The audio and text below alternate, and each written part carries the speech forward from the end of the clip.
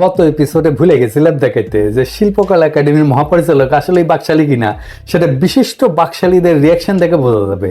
দেখেন বিশিষ্ট নৌকার মাঝি মেহের আফরোজ শাওনের ফেসবুকের পোস্ট দেখেন, তার মন ভালো হয়ে গেছে। মন ভালো করেছে কে? আসিফ নজরুল। অবশ্যই উনি আরো মন ভালো করে দেবে, ঠেসা ঠেসা বাকশালী ভরবেন নানা জায়গায়। যাই হোক, ছাত্রদের প্রসঙ্গে আসি। ভাবছিলাম কিছু কমু না, কিন্তু এমন দিকে যাইতেছে যে না কয়ে উপায় নাই। আমি প্রথম থেকে ছাত্রদের সতর্ক করেছি, কিন্তু মনে আছে না, এই যে দিছিলাম এটা পোস্ট দিছিলাম, কি করা লাগবি সেটা কয়ে পোস্ট দিছিলাম, আরো সতর্ক করে ভিডিও করছি। বলছি যে এই বিপ্লবের ওনারশিপ নিয়ে কামড়াকামড়ি না করতে। এই বিপ্লবের ওনার খোদাতালা, ওনার দয়া না হইলে আমরা হাসিনারে হটাইতে পারতাম না। প্রত্যেকটা মানুষের অবদান আছে এই লড়াইয়ে। আর এই লড়াই তো একদিনে তৈরি হয় নাই, এক দশকের বেশি সময় ধরে লড়াই চলছে। কত মানুষ করে গেছে লড়াই, অনেকে মারা গেছে, কত মানুষ গুম হয়েছে, ক্রসফায়ার হয়েছে, কত মানুষ জেলে গেছে, কত মানুষ দেশান্তরী হয়েছে, কত মানুষ আহত হয়েছে। সবার অবদানকে প্রফেসর ইউনূস একটা বক্তৃতায় ধ্বংস করে দিচ্ছেন। উনি বলছেন ছাত্ররা ওনাকে নিয়োগ করেছে। তো স্যার, দেশ কি ছাত্রদের একার, নাকি ছাত্রদের বাবা মা চাচা চাচি দাদা নানি সবারও? ওরা আকাশে উঠতে শুরু করলো আপনি যখন কইলেন ছাত্ররা নিয়োগ করেছে। আর ছাত্র আপনাকে ক্ষমতা বসাইছে, নাকি কয়েকজন ছাত্র আপনারা ক্ষমতা বসাইছে? ছাত্ররা তো কাউন্সিল করে সিদ্ধান্ত নেয় নাই, নিচে নেয় নাই। তারপরে ছাত্ররা সচিবালয়ে গিয়া ব্যুরোক্র্যাটদের শিখাইতে শুরু করলো। হ্যাঁ, আমলাতন্ত্র শিখাইতে শুরু করলো, রাষ্ট্র পরিচালনা শিখাইতে শুরু করলো। শোনা যায় ডিসিদের পোস্টিংও নাকি তাদের হাত ছিল। ছাত্র নেতারা শুনেন, ব্যুরোক্র্যাটদের চিনেন না। আপনাদের এক হাতে কিনে আর এক হাতে বেচতে পারবে ওরা। আপনি যে কারো জন্য সুপারিশ করিচ্ছেন না, মুখে মুখে ব্যুরোক্র্যাট নোটশিটে লিখে রাখতেছে আপনার নাম, আপনার নাম লিখে রাখিচ্ছে। তো এই নোটশিট চিরকাল থাকবে, সরকার যাবে সরকার আসবে, এই নোটশিট থেকেই যাবে, ব্যুরোক্রেসি থেকেই যাবে। আপনার সুপারিশের ট্রেস খুঁজে বের করা যাবে। আর এক সময় দেখবে যে আপনারা কারে কারে সুপারিশ করে কোথায় কোথায় লাগিয়েছিলেন। আর সরকারি কাজে অযাচিত হস্তক্ষেপের দায় অভিযুক্ত করা যাবে। শাহ মোয়াজ্জেম হোসেন ছিল না, ওই যে বিএনপি করেছিল, ওই জাতীয় পার্টি ছিল, আসলে মুজিবের ল্যাসপেন্সার ছিল। মুজিব আমলে ছাত্রলীগের নেতা ছিল, না যুবলীগের নেতা ছিল বোধহয়। তো একই কাজ করতো, সেক্রেটারিতে স্টেটমেন্ট নিয়ে এরে ওরে ধমকাইতো, পিটাইতো। একবার এক কাজ না করার জন্য, সাইন না করার জন্য চিফ ইঞ্জিনিয়ারকে সেক্রেটারি ছাদ থেকে ফেলে দিচ্ছিল। হাসনা তার সার্ভিস গাড়ি নিয়ে করে। এটা নাকি বড় ভাইরা দেয়, মেলা বড় ভাই, বড় লোক বড় ভাই, বাহ কি মজা। আমার যদি বড় ভাই থাকলে হইনি কেন দেয়? হুদা কমে দেয়, হুদা কমে দুনিয়া থেকে ফুটা পয়সা খরচা করে না। ও দিছে গাড়ি, কারণ কিছু নিবে। হাসনাত সার্জিস চাইলে এখন অনেক কিছু করতে পারে। কোনো ক্ষমতাবানের কারো কাছে সাহায্য নেওয়া উচিত না। এটারে কয় কনফ্লিক্ট অফ ইন্টারেস্ট। এটা বুড়া না হলে বোঝা যায় না। আর এটা ছাত্রদের আধ্যাত্মিক গুরু আসিফ নজরুল বলে দেয় না যে এই কাজ করা যায় না। সে যে ছাত্রদের অভিভাবক হয়ে সরকারে গেল, সে গাইড করবে না ছাত্রদের, বলবে না এটা করা যায় না। ছাত্রদের সমস্ত কাজ করিচ্ছে আর সমালোচিত হচ্ছে, সব কটা দায় আসিফ নজরুলের। হ্যাঁ, ওই তো গেছে সরকারে ছাত্রদের টিচার জন্য, ছাত্রদের টিচার কোটায় গেছে ওই সরকারে, তো ছাত্রদের দায়িত্ব নেবে না? ত্রাণের জন্য কিভাবে সারা দেশের মানুষ টাকা পয়সা দিল? তহবিলে প্রায় 11 কোটি 10 লাখ টাকা জমা পড়ছিল। এর মধ্যে থেকে ওরা কইছে যে বন্যার্থদের সহায়তা খরচ হয়েছে 1,75 লাখ টাকা মাত্র। অবশিষ্ট 9,35 লাখ টাকা ব্যাংকে জমা রাখা হয়েছে। কেন? ব্যাংকে রাখার জন্য সবাই টাকা দিছিল, না বন্যা ত্রাণ চালানোর জন্য টাকা দিছিল? এটা ভিডিও ছড়াইছে, এটা আওয়ামী লীগেরা খুব ছড়াইতেছে, কাপড় টাকা করে নিয়ে ফেলে দিতেছে। আমি যেহেতু ভেরিফাই করতে পারি নাই, তাও দেখাই রাখলাম, দেখেন ভেরিফাই করে এই ভিডিওটা সত্য কিনা আর এই বন্যার সাথে যুক্ত কিনা। কিন্তু মিডিয়ায় নিউজ হয়েছে যে কাপড় বেচে দিছে, তাই ওইটা বিশ্বাস করার একটা বিশ্বাসযোগ্য কারণ আছে, সেজন্যই দেখালাম।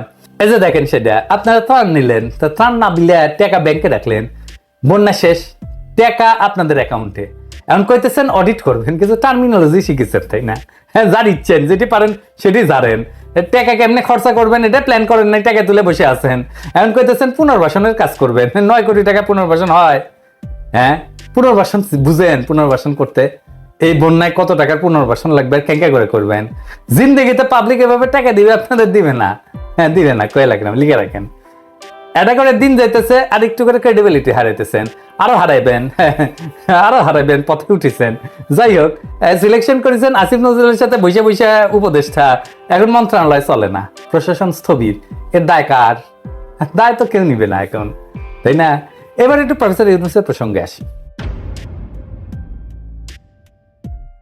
ছাত্ররা আপনার চেয়ারে বসেছে, তাদের ডেকে না বক্তৃতা দিলেন সামনে রেখে, মেলা ইমোশনাল বক্তৃতা দিলেন আর কি, সবাই সুস্থ, কারো কোনো অসুবিধা হয় নাই। কিন্তু এই যে ছেলেগুলা চোখ হারায় আপনার সাথে এসে দেখা করতে চায়, দেখা করতে পারে না, কেন দেখা করেন না ওদের সাথে? ওর পায়ের বিনিময়ে আপনি ওই চেয়ার অন করছেন, এই ছেলেগুলোর চোখের বিনিময়ে ওই চেয়ারে বসছেন আপনি। আপনারা কেউ গুলি খান নাই, গুলির দুঃখ বুঝবেন না। ঢাকা মেডিকেল নেওয়ার পরে আমাকে অপারেশন করলো, পরের দিনেই অপারেশন করে 3টা গুলি বের করলো। ওইখান থেকে আমার সিট গেল জাতীয় চক্ষু হসপিটালে, ওইখানে আমার এই যে অপারেশন করলো 4-5 দিন পরে, আবার অপারেশন করলো, 2বার অপারেশন করলো আমার চোখটাকে। 2বার অপারেশন করার পরে কেন 8টা গুলি চোখের ভিতরে থাকে যায়? আমি পঙ্গু মানুষ, মানে আমি চলতে পারি, আমার হুইল চেয়ার দিয়ে চলতে হয়, আমার হাতে দেখেন পা দেখেন, আমাকে কেন ধরে রাখছে? আমার প্রশ্ন, আমার এখানে আসতে হয়েছে কেন? আমি এই মানুষগুলো নিয়ে এখানে কেন আসতে হয়েছে? আমার এখন সর্বশেষ আমার সাথে অনেক উপদেষ্টার সাথে কথা হয়েছে, তাদের কথা শুনে মনে হচ্ছে আমরা এখানে, এরা গুলি খেয়ে অপরাধ করছে, এরা আহত হয়ে এরা রাস্তায় নেমে অপরাধ করছিল। ওদের অবদান নাই, ওরা লড়াই করে নাই, ওরা হারাই নাই কিছু, কেন দেখা করেন না তাদের সাথে? না করতেছেন চিকিৎসা, না নিচ্ছেন কোনো খবর। আপনি সরকারে ঢুকাইলেন 3 ছাত্র নেতারে, সরকারে নিলেন, সবাই ঢাকা বিশ্ববিদ্যালয়ের। একজনও কি প্রাইভেট বিশ্ববিদ্যালয় থেকে নেওয়া যাইত না? একজন কি নারী হইতে পারতো না? এর মধ্যে এখনো সুযোগ আছে, প্রাইভেট বিশ্ববিদ্যালয় থেকে উপদেষ্টা নেন, ঢাকা শহরের বাইরে বিশ্ববিদ্যালয় থেকে উপদেষ্টা নেন, চট্টগ্রাম থেকে নিতে পারেন, নারীদের মধ্যে থেকে নেন ছাত্রদের। সরকারে নাই যারা, সে সমস্ত ছাত্র নেতাদের সচিবালয়ে ঘোরাঘুরি করা বন্ধ করেন।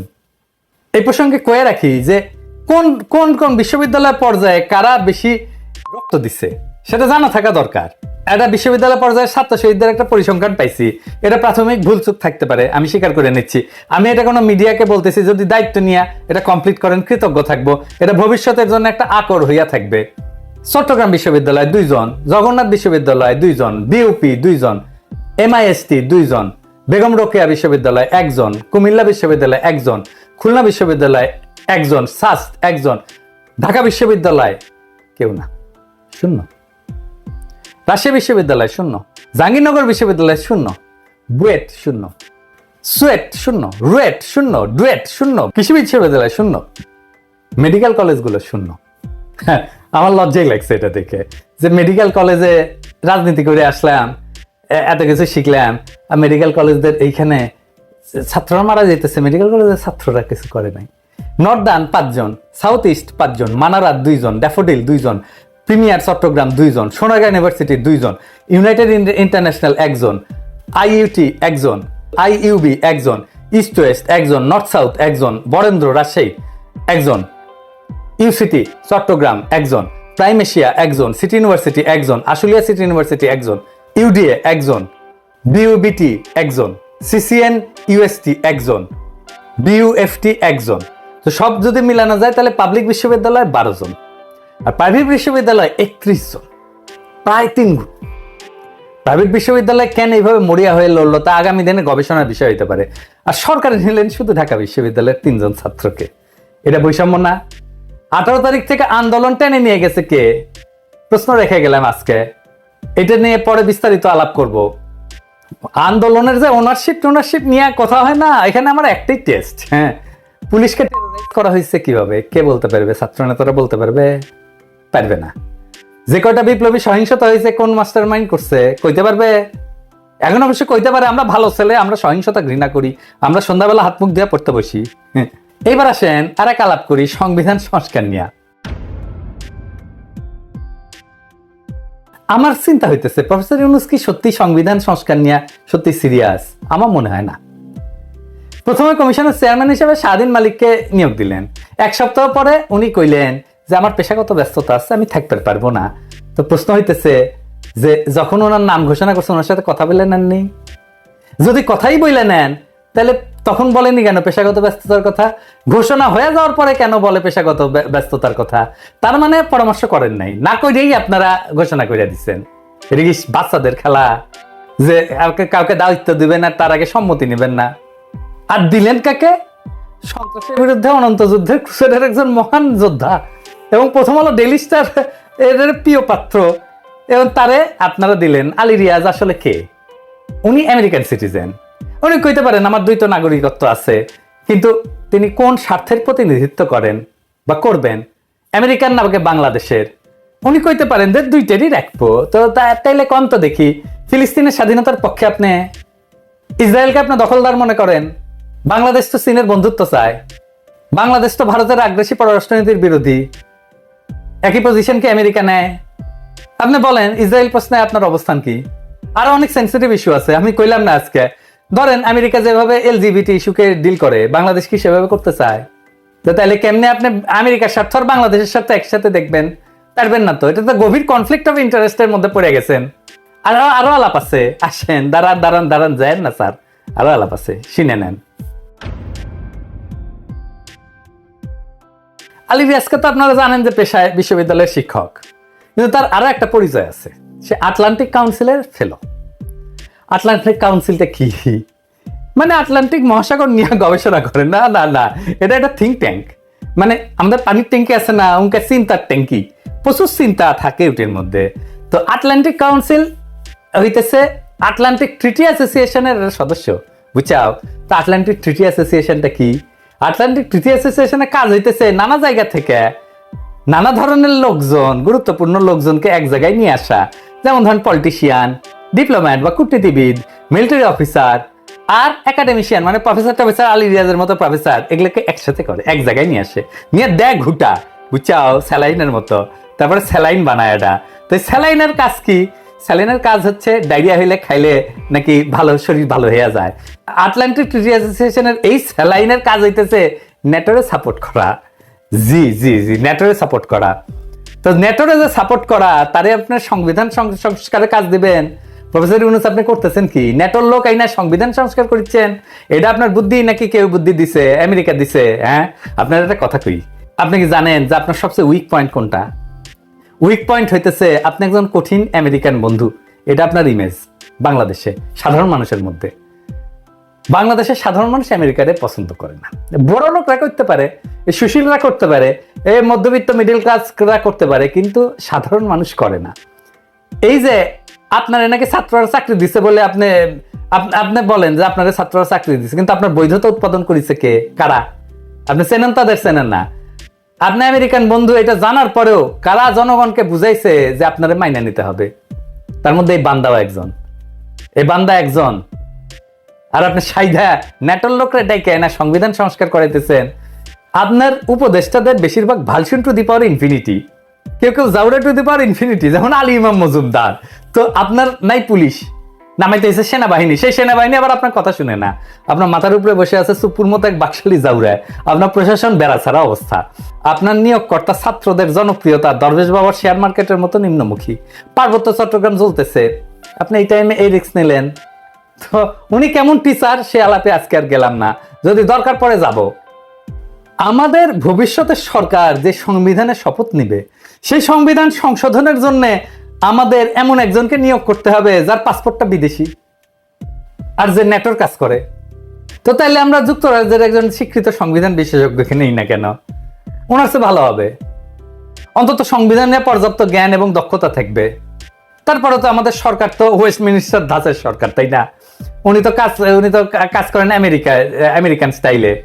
কিন্তু প্রফেসর আলী রিয়াজ যদি সত্যি পদটা চান, তাহলে যে কাজটা করতে হবে, তাহলে মার্কিন পাসপোর্ট ফেরত দিতে হবে, মার্কিন নাগরিকত্ব পরিত্যাগ করতে হবে, কইরা তারপর আসতে হবে। ওই দ্বৈত নাগরিকত্বের অজুহাত এখানে চলবে না। আমরা 100% বাংলাদেশি চাই, এর চেয়ে কম কিছু না। এই বিষয়ে কোনো আপোষ চলবে না। বাংলাদেশের প্রতি পূর্ণ আনুগত্য আছে এমন কেউ সংবিধান সংস্কারের কাজ করবে। প্রফেসর ইউনূস, আপনি কি রাষ্ট্রচিন্তা বলে একটা প্রতিষ্ঠান আছে জানেন? ওরা সংবিধান নিয়ে সিরিয়াস কাজ করে, অনেকদিন থেকে করতেছে। এই লড়াইয়ে ছিল, মাঠে ছিল, রাজপথে ছিল। বাংলাদেশের সংবিধান নিয়ে সিরিয়াস কাজ করছে ফরাদ মজার। ওনাদের বাদ দিয়ে আপনি যারা নিছেন, ওনাদের হাতে মাখা সংবিধান আমরা খাবো না। Case finish. আপনার সবচেয়ে বড় সমস্যা কি জানেন প্রফেসর ইউনূস? আপনি কারোর সাথে আলাপ করেন না। আপনি যদি আপনার সরকারকে টিকায় রাখতে চান, আপনাকে এনগেজ হইতে হবে সিভিল সোসাইটির সাথে, যারা এই ফ্যাসি বিরোধী লড়াইয়ের মধ্যে দিয়ে তৈরি হয়েছে। Mind it. ওই পুরানা আমলের বুড়া ধুরাদের দিয়ে চলবে না। আপনি দেশবাসীকে আহ্বান জানাইতেছেন, দেশবাসী যাদের কথা শুনে তাদের গুরুত্ব দেওয়ার কোনো আপনার হলদল নাই। আপনি তাদের আহ্বান জানান না, এমনি চলবে না। আপনার সরকার ফেল করুক, সেটা আমরা চাই না, কেউই চাই না। কিন্তু এটা ভাবেন না সবকিছু মুফতে পাইয়া যাবেন আমাদের সাথে। ফেলো করি মাখো তেল। আপনার সরকারকে আমরা অনেকে এখন নিজেদের সরকার ভাবতে পারতেছি না। আপনার সরকারকে নিজেদের সরকার ভাবতে পারবো, এরকম ব্যবস্থা আপনারই করতে হবে। আপনারা একটা জরিপ দেখাই, আমি ইউটিউবে করছিলাম, আমার ইউটিউবে মাঝে মাঝে জরিপ করি। দেখেন অনেক মেলা মানুষ ভোট দিছে, এইখানে ভোট দিছে প্রায় 6 লাখ লোক ভোট দিছে। আপনি যখন সরকার গঠন করলেন তখন 73% লোক আপনার নিয়ে খুশি ছিল, আংশিক খুশি ছিল 22% লোক, মাত্র 5% ছিল যারা খুশি না। আর গত সপ্তাহে করেছি আর একটা 3.5 লাখ ভোট পড়েছে এখনো পর্যন্ত, একদম খুশি না 10%, 5% ছিল, বাইরে 10% হয়েছে, খুব খুশি 18%। মাত্র যারা পুরা খুশি ছিল 73% এখন আংশিক খুশি। বুঝছেন ব্যাপারটা? আপনার সরকারের জনপ্রিয়তা কিভাবে এক মাসে নোজ ডাইভ করেছে। এই অবস্থায় আপনার আর কোনো অপশন নাই, কাছের যারা শক্তি, ফ্যাসি বিরোধী শক্তি, তাদেরকে আরো কাছে না নিজের শক্তিকে সংহত করেন।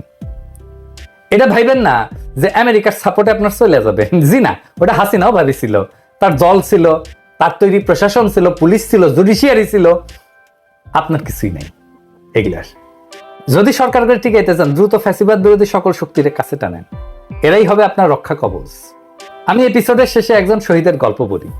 আজকে চট্টগ্রামের এক শহীদের গল্প বলবো। শহীদ সাইমনের গল্প। 18 জুলাই বহদ্দারহাট এলাকায় আন্দোলনরত শিক্ষার্থীরা অবস্থান নিলে সংঘর্ষের আশঙ্কায় দুপুর 2টার দিকে দোকান বন্ধ করে সাইমনকে ছুটি দিয়ে দেন মালিক মিঠু চৌধুরী। দোকান থেকে বের হয়ে বাসায় যাওয়ার পথে বহদ্দারহাট এলাকায় আন্দোলনরত শিক্ষার্থী এবং ছাত্রলীগ যুবলীগের মধ্যে চলমান সংঘর্ষে মাঝে পড়ে যায় সাইমন। গুলিবিদ্ধ হয়ে পানি উন্নয়ন বোর্ডের গলিতে পড়ে থাকে সে। পরে স্থানীয়রা অচেতন অবস্থায় পড়ে থাকা সাইমনকে উদ্ধার করে চট্টগ্রাম মেডিকেল কলেজ হাসপাতালে নিয়ে গেলে চিকিৎসকরা তাকে মৃত ঘোষণা করেন। তার বুকে আর পিঠে 2টি চিহ্ন দেখা যায়। সাথে কোনো আইডি কার্ড বা মোবাইল ফোন না থাকায় তার পরিচয় প্রথমে শনাক্ত করা যায়নি। সাইমনের বয়স যখন মাত্র 1.5 বছর, তখন ক্যান্সারে মারা যায় বাবা আমিন রাসুল। মা রহিমা বেগম বুদ্ধি প্রতিবন্ধী বড় ছেলে এবং সাইমনকে নিয়ে চালিয়ে যান জীবন সংগ্রাম। মাত্র 10 বছর বয়সে দৈনিক 30 টাকা বেতনে একটা চায়ের দোকানে কাজ নিয়ে জীবন সংগ্রামে মায়ের সাথে যোগ দেয় সাইমন।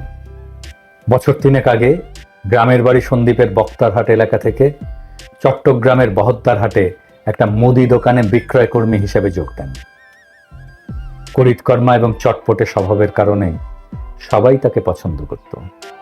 মাস 4 আগে পুরনো চাকরি ছেড়ে বহদ্দারহাট মোড়ে হক মার্কেটে জয় এন্টারপ্রাইজ নামে একটা মুদি দোকানে যোগ দেয় মাসে 13,000 টাকা বেতনে। খতিবের হাট এলাকায় একটা মেসে থাকতো সাইমন। মাসে 1-2বার ছুটি পেলে বাসায় আসতো। সকালে সন্দ্বীপ থেকে পিঠাপুলি নিয়ে এসেছিলেন তার মা। তার খালা ফ্রিজ থেকে গরুর মাংস বের করে রেখেছিলেন। সাইমন নাকি পিঠা খুব পছন্দ করত। মা ছেলের জন্য পিঠা এনে ছেলের নিয়ে ফিরে যান সন্দ্বীপে। প্রফেসর ইউনুস, আপনাকে ছাত্ররা চাকরি দেয় নাই, আপনাকে এই সাইমনরা বুকের রক্ত দিয়ে অভিষিক্ত করছে ক্ষমতায়। ওটাই গণক্ষমতা। ওই ক্ষমতা আমরা আপনাকে আমেরিকার পদতলে অর্ঘ্য দেওয়ার জন্য দেই নাই। আমরা এটা হইতে দেব না। ইনকিলাব জিন্দাবাদ।